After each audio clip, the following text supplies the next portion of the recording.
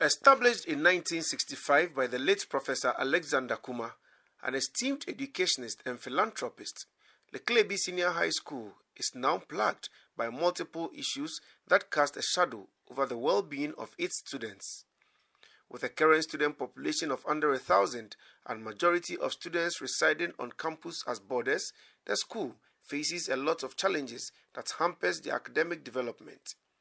However, the most alarming concerns lies with an abandoned classroom block that has remained in a state of neglect for almost 4 years. Despite its evident structural defects, the school has no alternative but to utilize the compromised space, risking the safety of students. Visible cracks, a disjointed ceiling, and leakages during rainfall further demonstrate the precarious condition of the structure. The dining hall, serving as a multi-purpose facility, also falls far short of acceptable standards. The senior girls and boys prefects of the school throw some light on the many challenges facing the school. Yes. When it's raining, sometimes they'll have to come out of the classroom and then join the seniors in their classroom. And even in my class, I'm an agricultural science student. My class leaks whenever it rains. We have inadequate furniture for the classrooms and then any other occasion at all. The first and then second years, even the third years most especially, but the first years of all, whenever it's time for classes, they would have to move to the long hall, carry benches to their classrooms, and then study. When it's break time, they will have to carry it back as well. Some of them have to sit in a desk about 3 or 4 before writing and then all those stuffs. Also, our ICT laboratory together with the chemistry lab got bent some years back. So for now, we find it very difficult to have our practicals. Almost all the departments, we have inadequate teachers. But the visual arts class most especially, they don't have any teacher at all. The teachers that come are part-time teachers. We also don't have fence in the school. And then with this, students in every school, they are always stubborn. So they just sneak to town anyhow and then do whatever they want to have. Some girls don't even sleep in the dorm. Really? Yeah, they come at dawn to mix with us so that we just have our bath. The security personnel here, they are only 3 and very old at age. And aside them being 3 and then old, they only operate at night. We have poor lighting system, water supply. Students will have to go to the next town to get water from the stream or tap from the water factory nearby before we can get water for the kitchen to cook our dining food and all those stuff. We are about 389 girls in the dormitory, but the water closets we have are just 7 in number. So sometimes if you are on it and then somebody also feels for nature call, the person will just run to the bush or shit into rubber and then throw away. And we have inadequate infrastructures in the school. Classroom blocks is inadequate in the school, so we suffer and we are clustered in the room. And the room too, the classroom blocks, they are fragile, they are too old for, and it's risky to be in it. And we have abandoned uncompleted building over there, and some students who they are living or studying inside, and it's very risky for their lives to be in. So we lack toilet facilities in the school because we have inadequate water supply in the dormitory. So they have to get some pit over here so that we can dispose our metabolic waste. So that's why we are using a bush over here. Due to how we are using the beds intermittently, it got broken down. So right now, if you enter any dormitory at all, you can even find 2 or 3 beds in the dormitory. So some of us, we sleep on the floor. In the dormitory, we have poor lighting system, and the path leading to the dormitory, you can see there's no pole or any street lights. So if in the nights we are passing, any reptiles or any crawling animal can easily attack us. And on campus, we lack modern dining hall. That's the kitchen attached to the dining hall, so that we can convey the food easily to the dining hall. If in case it's raining, we're struggling carrying the food to the dining hall. Students of the school have to battle with bedbug infestation, lack of adequate toilet facilities, among others.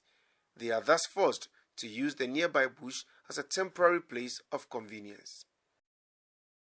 Some of the challenges we have in the dormitory are we have bed is taking us always at the night, especially when they make light out. They used to get up from the desk and then start biting people again. People are find difficult to sleep.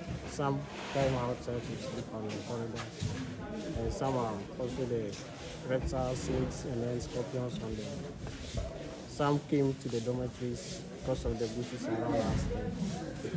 And as for our toilets, we lack water flowing in the dormitory, so we are not used to the toilet they give us in the dorm. So we go to we dig some holes at the bush over there, so we go there for our toilets. Inadequate infrastructures. The students have to be carrying desks and chairs up and down, or arrange the only dining hall that we have every Wednesdays and Sundays, where we have assemblies and church services. So inadequate infrastructures. There is heavy rain.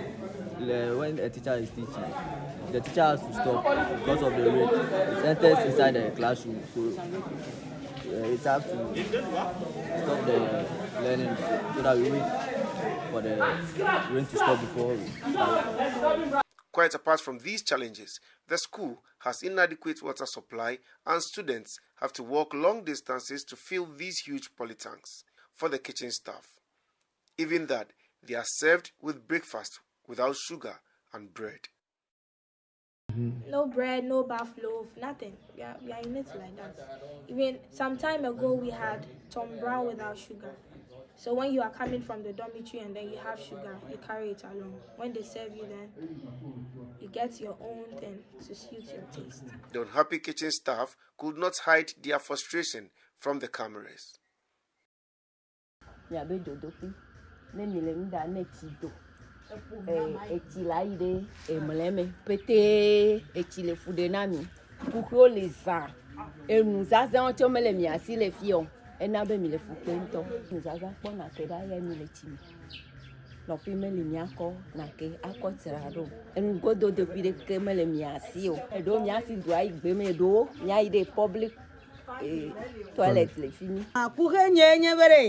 Agbanyo omedeo tukuyo omedema kudetio ganto omedema kanu gatie ochere omedenamu for the vieux vignola osugbo abolo pon me la signe hemele abolo meun me glopete obe wa panam ba sere fifi enyi me senyare kemu afoji mele miasio tile po me mele miasio mi dena afoji le gbe me. Recognizing the gravity of the situation, the former Students Association, including John Smart Aja, the national president of the Old Students Association, who is also the current school's board chairman, have stepped in to assess the situation and seek assistance from the relevant authorities. Yeah, we wrote several letters to the Get Fund for assistance, but it's like there's lack of fund. Since the inception of the school, you could see that apart from the girls' dormitory and then the boys' dormitory, there has not been any new infrastructure in the school. So these classroom blocks were there since I was here in the 1980s. And up till now, it is still like that. Nothing has been done. We are appealing to government to come to our aid so that our infrastructure should be developed. Every infrastructure should collapse now. It will create another. Ms. Celestine Adoboy, a former assistant girls prefect, also shared her thoughts on the dire state of the school. Witnessing what I've witnessed this morning, I'm with a heavy heart, especially about discipline in the school. It's nothing to write home about. There is a call for all old students, home and abroad, please. If you know LESEC has done something good for you, please come back home. We need to build our alma mater. Leklebi Senior High School stands at a critical crossroads, urgently requiring intervention to ensure the safety and well-being of its students. The stark challenges faced by the school call for immediate action from the appropriate stakeholders to avert potential disaster. For Joy News, my name is Elvis Washington, reporting from Leklebi, Volta region.